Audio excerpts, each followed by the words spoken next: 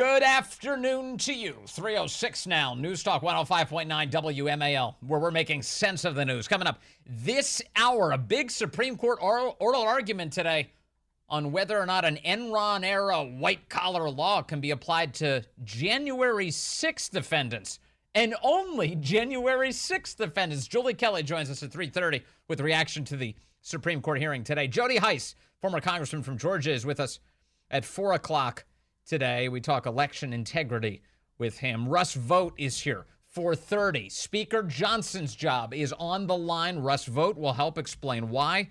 And then at 5 o'clock, we speak to a Texas father who's been trying to stop his children from being abused by the left. Jeff Younger joins us. That's at 5 o'clock. You can talk to us, 888-630-9625, 888-630-WMAL. Big moment just breaking in the news as the House impeachment managers walk the articles of impeachment for DHS Secretary Alejandro Mayorkas from the House right across the building to the United States Senate. That took place just moments ago. The Senate Sergeant-at-Arms raising her voice to tell people that under pain of imprisonment, they are commanded to be silent as the articles of impeachment are read out. That must have been very painful for people like Crazy Mazie Hirono.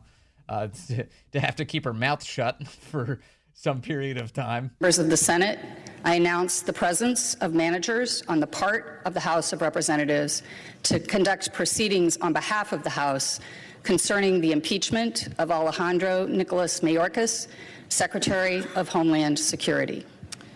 The managers on the part of the House will be received and escorted to the well of the Senate. Yeah, so they get marched in. And that is when you hear from the Sergeant-at-Arms that it is time for everyone to shut up. We'll make the proclamation. Hear ye, hear ye, hear ye. All persons are commanded to keep silent on pain of imprisonment while the House of Representatives is exhibiting to the Senate of the United States articles of impeachment. Don't you wish they would arrest just one of them? You know, just one. Just arrest one senator. One, do it like Sheldon Whitehouse, like some loser. Just arrest him, escort him out. Like, come on with me, fella. I heard you snorting and snickering. Against Alejandro Nicholas Mayorkas, Secretary of Homeland Security. The managers on the part of the House will proceed. Yep. Mark Green stepping up to the microphone. Mark Green, remember, he announced right here on this program last week that this would be happening Tuesday at this time. So if you were listening to this show, you were well prepared for this moment. Mr. President, the managers on the part of the House of Representatives are present and ready to present the articles of impeachment, which have been preferred by the House of Representatives against Alejandro Nicholas Mayorkas, Secretary of the Department of Homeland Security. The House adopted the following resolution, which will, with permission of the Senate, I will read House Resolution 995. Just to give you a sense of the setup here, Schumer did say, hey, everyone needs to be in their seats. So all of the senators are there. They're all seated for this. Bob Menendez is corrupt as hell, sitting there in the front row, watching as this all plays out. They're all present, but Schumer's plan is to table this. He wants to get rid of this as quickly as possible and not have a public trial. The Constitution is just a piece of paper for him. Resolved that Mr. Green of Tennessee, Mr. McCall, Mr. Biggs, Mr. Higgins of Louisiana, Mr. Klein, Mr. Guest, Mr. Garbarino, Ms. Green of Georgia, Mr. Pfluger, Ms. Hageman, and Ms. Lee of Florida. I think, by the way, the only reason he reads the states for some of them is when they have multiple congressmen with the same name. That's why they use the state then. Are appointed managers to conduct the impeachment trial against Alejandro Nicholas Mayorkas, Secretary of Homeland Security, that a message be sent to the Senate to inform the Senate of these appointments, and that the managers so appointed may, in connection with the preparation and the conduct of the trial, exhibit the articles of impeachment to the Senate and take all necessary actions, which may include the following. 1, employing legal, clerical, and other necessary assistance, and incurring such other expenses as may be necessary to be paid from amounts available to the Committee on Homeland Security under applicable expense resolutions or for the applicable amounts of the House of Representatives.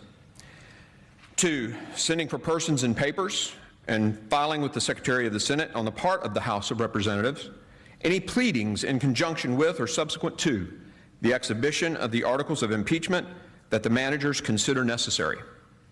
With the permission of the Senate, I will now read the articles of impeachment. Okay, I'm going to play a little bit of that for you, but Mark Green is about to read those out. And guess which cable network aired this in its entirety, and guess which ones didn't? Just to give you a sense of the media coverage of this, I've got one of those television channels. I was able to pull up all of them at once just to see, okay, what are they airing? And it was Fox. Fox was airing this in its entirety. You got to see the articles of impeachment being read out. Seems like a big deal, the first cabinet secretary to impeach forever. And then all the other networks, no. In MSNBC, CNN didn't have it up live. They gave a recap after it was over, like a little one. MSNBC had it up kind of, but they were talking over it. And guess who they were attacking the whole time? That's right, Trump. They were attacking Trump during all of this and saying that, they had some joy over the fact that Speaker Mike Johnson's job appears to be on the line because Mike Johnson, we'll get into the details, but he's apparently not demonstrating a priority for our border. Mayorkas isn't, and neither is Johnson. Johnson wants to spend tens of billions of dollars more on Ukraine, and everyone who's got their wits about them saying, wait a second, why are we spending $60 billion more or whatever on Ukraine? Hello, we've got a border that's wide open here in America. Millions of people pouring across it. Death and destruction coming along with it. Stop that, please. Stop that. Maybe it's time for you to go. Maybe someone else should take your place. So MSNBC was reacting with some joy to the debate around Speaker Johnson's job because they love to see Republicans in disarray. But here's Mark Green, Congressman Mark Green, reading out the articles of impeachment today. House Resolution 863. Resolved that Alejandro Nicholas Mayorkas, Secretary of Homeland Security of the United States of America, is impeached for high crimes and misdemeanors, and that the following articles of impeachment be exhibited to the United States Senate. Articles of impeachment exhibited by the House of Representatives of the United States of America in the name of itself and the people of the United States of America against Alejandro N. Mayorkas, Secretary of Homeland Security of the United States of America, in maintenance and support of its impeachment against him for high crimes and misdemeanors. Article 1, willful and systemic refusal to comply with the law. The Constitution provides that the House of Representatives, quote, shall have the sole power of impeachment, end quote, and that civil officers of the United States, including the Secretary of Homeland Security, quote, shall be removed from office on impeachment for and conviction of treason, bribery, or other high crimes and misdemeanors, end quote. In his conduct while Secretary of Homeland Security, Alejandro N. Mayorkas, in violation of his oath to support and defend the Constitution of the United States against all enemies, foreign and domestic, to bear true faith and allegiance to the same, and to well and faithfully discharge the duties of his office, has willfully and systemically refused to comply with the federal immigration laws in that. That's true. Throughout his tenure as Secretary of Homeland Security, Alejandro N. Mayorkas has repeatedly violated laws enacted by Congress regarding immigration and border security. In large part because of his unlawful conduct, millions of aliens have illegally entered the United States on an annual basis, with many unlawfully remaining in the United States. His refusal to obey the law is not only an offense against the separation of powers in the Constitution of the United States.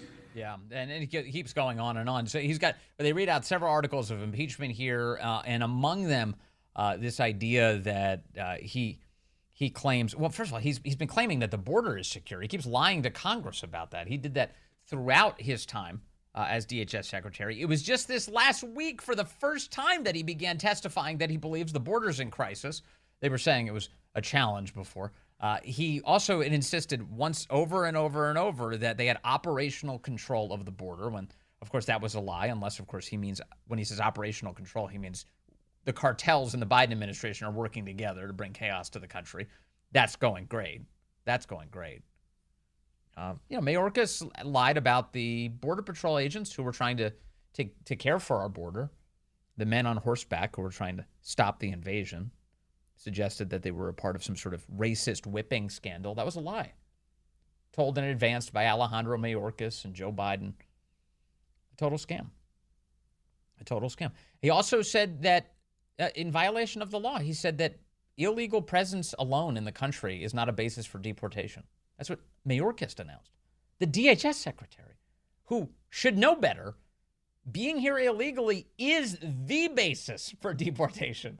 If you're here illegally, if you're not supposed to be here, well, yes, you are entitled to a deportation under the laws of the United States of America. Alejandro Mayorkas has announced he's ignoring those laws. And that was listed today among the articles of impeachment for why he needs to go. And that's totally true. He does need to go. Now, will he? What's going to happen? Well, of course, Democrats in the Senate are going to uphold the chaos. They're going to keep that going. Chuck Schumer has announced, has made it pretty clear that he wants to table all of this, make it go away, so that voters don't get a chance to dwell on it or reflect on it. And the Senate can continue the business of, I don't know, what do they do these days? Giving more power to the federal government over you. That's the business they really want to get to. Mitch McConnell, in his own way, announced in a floor speech today that, they shouldn't table this. They should have a trial. This is Mitch McConnell earlier today. This afternoon, the Senate will be called for just the 19th time in our history to rule on the impeachment of a senior official of our government. It's a responsibility to be taken seriously. As I said last time, the Senate convened as a court of impeachment. It's a power Congress must not exercise frivolously. I didn't think this was possible. I think he's slowing down even more than he has before. Today, the Senate will hear House managers charge Secretary Mayorkas with serious dereliction of duty, with a systematic refusal to enforce our nation's immigration laws, and with lying to Congress about the extent of the border crisis that unfolded on the Biden administration's watch. Mitch McConnell's 1 year older than Biden. He's 82. Biden's 81. The facts of the crisis are well known. Since January of 2021, CBP has recorded more than 7.5 million illegal crossings at our southern border, while observers estimate over 1.5 million known gotaways. It's a lot more than that. And last December saw the highest daily and monthly numbers ever recorded. In the 2 months since the House impeached Secretary Mayorkas, the border crisis has only continued. This is unbelievable. You know, you have the greatest case against these guys ever because they're just vile. It's just vile, and nobody stands for this. You know, top issue in the country, actually, immigration. Everybody's looking at the board going, this is chaos. I don't like this. Who's in charge? Oh, the Biden and the Democrats? Yeah, no, bad marks for them. And the polls are showing that. People are holding him accountable for that, insofar as how they're responding to polls. We'll see on Election Day. This is the best we can do. We have Mitch McConnell slowly intoning into a microphone on the floor of the Senate. What is going on here? It drives us. Doesn't it drive you crazy? If you're a conservative, doesn't it just drive you absolutely crazy? So the other guys suck. And our guys can barely represent our side of the debate. How is this possible? How is it even possible? And Mike Johnson, who we'll get to, we're going to get to in detail with Russ Vought at 4:30. He's right now contemplating how much more money can we give to Ukraine? What do we have to do to make Ukraine enriched? What are you talking about? The whole reason why, don't you just, I think Johnson's under the impression that, hey, if I just send the articles of impeachment over for Mayorkas, I've checked the box on the border issue. There we go. The base will be happy with that. Let them play around with the Mayorkas impeachment thing that's going nowhere. That's enough for them. Let's move on. Forget forcing Biden's hand on H.R. 2, that is the border security bill. Why is it called H.R. 2? Did you people think of a name for the bill? Why are we calling it H.R. 2? What kind of messaging vehicle is this? H.R. 2. It means nothing. Biden had a bill that was designed to enrich his crony friends, and they called it the Inflation Reduction Act. At least they have some sense that if you dress this thing up in messaging, then maybe we can sell it to the American people and push it past them. H.R. 2, who's running to tell their neighbors about H.R. 2? We need to pass H.R. 2. What is it? Well, I have an extensive fact sheet I'm going to read to you now. What are you doing? What are you doing? And so here we are. Mayorkas definitely deserves to be impeached. Biden deserves to be impeached, of course. And for this very thing, betraying us and our sovereignty. So is history being made today? Yes, it is. History is taking place. No question. Impeachment articles now being read out before the United States Senate. And the Democrats want to bury this thing as fast as they can. And Mitch McConnell's not fast enough to keep up with them. It's pretty obvious there. Let's go to the phones. Art calls in from Leesburg on line 2. Art, good afternoon. You're on the Vince Coglianese Show.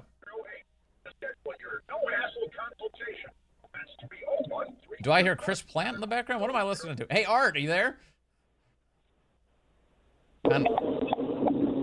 Art's trying to connect. Art just moved to speakerphone, I think. Yeah. Hello, can you hear me? Oh, I hear you now, Art. Go ahead. What's on your mind? Well, it's really simple. I have not heard, in discussing the impeachment, any actual citation to the criminal code. And 18 U.S. Code Section 03 is entitled accessory after the fact.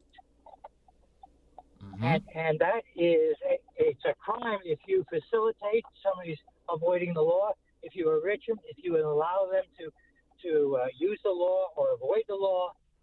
And that's everything that Mayorkas has done. He's facilitated the trafficking of humans and smugglers. He's allowed terrorists into the nation who are on the watch list. Yeah. Yeah, it seems you're onto something, Art. Yeah. 18 U.S. Code Section 3. Whoever, knowing that an offense against the United States has been committed, receives, relieves, comforts, or assists the offender in order to hinder or prevent his apprehension, trial, or punishment is an accessory after the fact. Boy, we have entire government agencies dedicated to breaking that law. Yeah, add it to the pile. Thanks, Art. That's a smart point. Coming up, Julie Kelly talks to us about all of the ways the law is being abused. A hearing on that very subject today in the United States Supreme Court. Stay with us for the details. Hey, good afternoon to you. It is 3:35 here at News Talk 105.9 WMAL, where we're making sense of so much news today. Coming up, former Congressman Jody Hice will be with us at 4 o'clock. We talked to him about election integrity and the will of the people, such an important issue. We'll give it all the attention in the world coming up at 4 o'clock. And then 4:30, Russ Vogt joins us here. We talk about Mike Johnson's future as he keeps pushing priorities that are not the priorities of the American people. What's going on there? And then Jeff Younger at 5 o'clock, a Texas father who's fighting to keep his kid from being abused, although the left wants to do that. It's so awful. Jeff will give us the latest on his saga. And you can join us at 888-630-9625, 888-630-WMAL. The United States Supreme Court today holding oral arguments over whether or not January 6 protesters should be slapped with an Enron-era obstruction of an official proceeding law. Some of the justices very skeptical that the Justice Department, and the penalty for that, by the way, up to 20 years in jail for violating that law. Some of the justices very skeptical that the Biden Justice Department can apply this law to January 6 defendants. Take a listen. This is Justice Neil Gorsuch today. So what does that mean for the breadth of this statute? Would a sit-in that disrupts a trial or access to a federal courthouse qualify? Would a heckler in today's audience qualify, or at the State of the Union address? Would pulling a fire alarm before a vote qualify for 20 years in federal prison? There are multiple elements of the statute that I think might not be satisfied by those hypotheticals, and it relates to the point I was going to make to the Chief Justice about the breadth of this statute. The kind of built-in limitations are the things that I think would potentially suggest that many of those things wouldn't be something the government could charge or prove as 1512c2 beyond a reasonable doubt, would include the fact that the actus reus does require obstruction, which we understand to be a meaningful interference. Okay, so when Trump supporting grandmas go into Congress, they deserve to be charged with this. When Jamal Bowman pulls the fire alarm to disrupt Congress, he does not deserve to be charged. That's the Biden Justice Department's position on this. For more on it, let's bring in Julie Kelly. She's the author of Declassified by Julie Kelly, the great Substack, and the book January 6th, How Democrats Used the Capitol Protest to Launch a War on Terror Against the Political Right. Julie, good to have you back. Hey, Vince. Thanks so much for having me on. Okay, so what'd you hear today out of the Supreme Court? And give us your sense of this case. So, as you said, this affects at least 350 January 6th defendants who have been charged with this post-Enron document evidence tampering statute that the DOJ has weaponized for 3 years to criminalize political dissent. But as you heard, Vince, only political dissent and protests when it comes from people on the right. It would not apply to demonstrators we see, disrupting things across the country, including Senate and House hearings, and of course, unlawfully occupying Capitol buildings to protest what's happening in Israel. She made it very clear, and I want to kind of applaud Elizabeth Prelogar for admitting that this is a selective prosecution, that not only is this the first time it's been weaponized, the statute against political protesters, but certainly would not apply to demonstrators who are sympathetic to the Biden regime or Democratic Party. So that was sort of a stunning moment, and really got a laugh like you did out of Neil Gorsuch bringing up the Jamal Bowman obstruction of an official proceeding fire alarm pulling to delay about a vote in the House. So this is not just a congressional proceeding, this law. It says official proceedings. Do I have that right? You do. And, this is the carve-out that the DOJ wants. The entire 1512 code deals with witness and evidence tampering. When they say repeatedly throughout 1512, not just this section, but throughout 1512, official proceeding, yes, they are talking about judicial proceedings. They're talking about investigations. They're talking about cases that are going to trial. Yeah. They talk about killing witnesses or threatening witnesses, not walking into a government building on a Wednesday afternoon with police officers standing by and forcing a temporary delay in the certification of the Electoral College. That's not what it refers to, except in this instance. Okay, so there was a guy in 2022 who attempted to kill Supreme Court Justice Brett Kavanaugh by the name of Nicholas Roski. He tried to assassinate a sitting Supreme Court justice, literally to impact the outcome of the Dobbs decision. That's by his own admission. I don't remember him being charged with attempting to obstruct an official proceeding. He wasn't. And of course, what Elizabeth Prelogar, who's defending the government, the Biden administration, Solicitor General that she is, she really tripped over herself, right? Because it does not only say obstruction, even though that's kind of the tag name of the statute, it also says impede or influence. Yes. So what the appellate court judge, Gregory Katz, has said in his dissent for the appellate court, and this is how it finally got to the Supreme Court, is this could impact a whole universe, not just of protesters.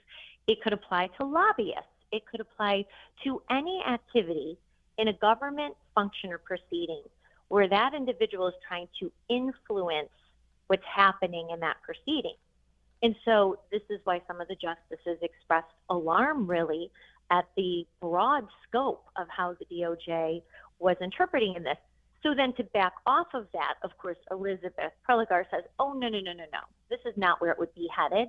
You know, if it was only going to interrupt something for 5 minutes or for an hour or a heckler or Jamal Bowman, that wasn't 6 hours like what happened on January 6th. So she was splitting hairs there, and the justices were picking up on it. Some of them were. Anyway. Yeah, but I just can't help but think of all these other comparisons. I mean, like there was a courthouse in Portland, Oregon that was under nightly attacks by Antifa. They were literally attacking cops and pointing laser lights into the eyes of the police officers, blinding them. There were Molotov cocktails being thrown, and none of these people are charged with any of this. This is so. In other words, like, the selective prosecution case is really strong here.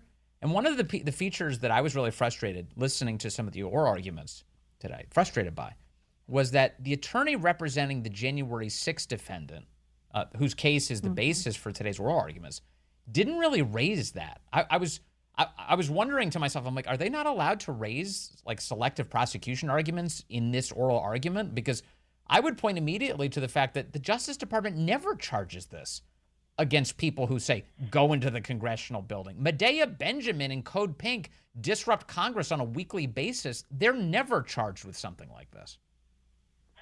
I agree. That was really frustrating to listen to Jeff Green, sort of stumble through his presentation and not strongly make this distinction between how the DOJ has interpreted this statute only for January 6th, especially when you had Justice Sotomayor lie and say, well, we've never had a violent, uprising like this that has impeded or obstructed a function of Congress. Well, what were the 2017 inaugural riots? I mean, you had protesters trying to burn down Washington, D.C. as Donald Trump was taking the oath of office. What about the 2018 Kavanaugh protests, where they tried repeatedly to halt the confirmation process, confronting senators in elevators and outside, threatening them if they didn't get their way, and that the confirmation was scuttled and the hearings did not move forward? I mean, none of them faced this. So I wish the Jeff Green would have made a much stronger comparison than, just the Portland courthouse, which is relevant, but we have far greater examples right in Washington that still are unpunished to this day. Well, sure. And also, I mean, it's so ahistoric to suggest that Congress has never been attacked. In the 1970s, the Weather Underground bombed the Capitol building. So they have no idea what they're talking about. They just say nonsense up there on the stand and use it to justify the kind of tyranny that we're witnessing today. Exactly right. And that's why it's really important that the Supreme Court, reverses how the DOJ has interpreted this statute and really scold the DOJ and 17 plus district and circuit court judges in Washington who have signed off on using this count and destroyed lives. I mean, you have people sitting in prison right now on this count. You have people who have already served their prison time and been released, as the government has sought 4, 5, 6 years in prison on this count alone. That's something else Elizabeth Prelogar totally misrepresented today. She downplayed the sentences here. She's attributing that to the judges, what they ultimately have sentenced, but this government has come back not with just excessive sentences on that alone, but enhancements, including terror enhancements on 1512C2 that they have gotten from at least one judge, Amit Mehta. So her kind of poo-pooing, oh, yeah, it's just an obstruction. We have to make them pay for J6. But, oh, don't worry, they're only going to jail for, 20 to 26 months.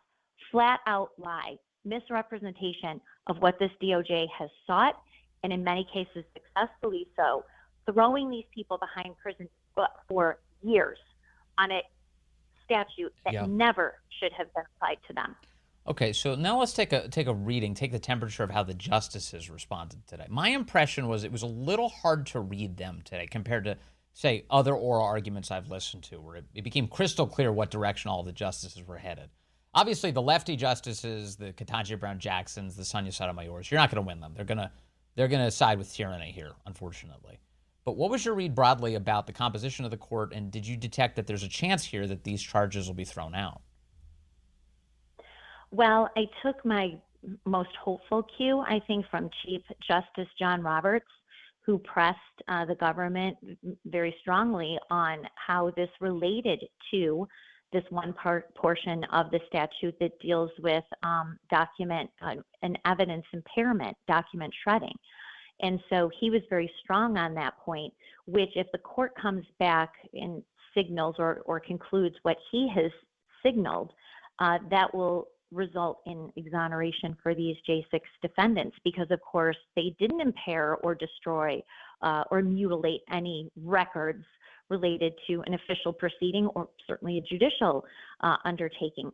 To your point, the three, we call them the view justices, they did ask some pointed questions to the government about this, but I sense that they will, of course, side with the government.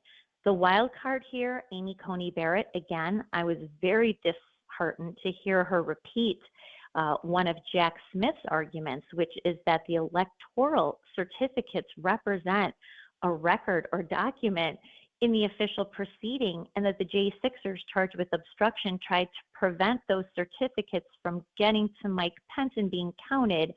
So somehow that fulfills the record, document, impairment, or mutilation, destruction component of the statute. It was absurd because that's not even what happened. None of them came within any distance of the certificates, and they had already been delivered to Mike Pence before anyone got inside the building, an hour and a half later. And also, this comes dangerously close and perhaps oversteps First Amendment protections, which are, you have a right to petition your government to behave the way that you'd like to see them behave. So if you think that if you received advice that that Mike Pence, in his capacity as vice president, can reject certain aspects of the Electoral College vote count, you want to encourage him to do that, it's within your rights as an American to do that.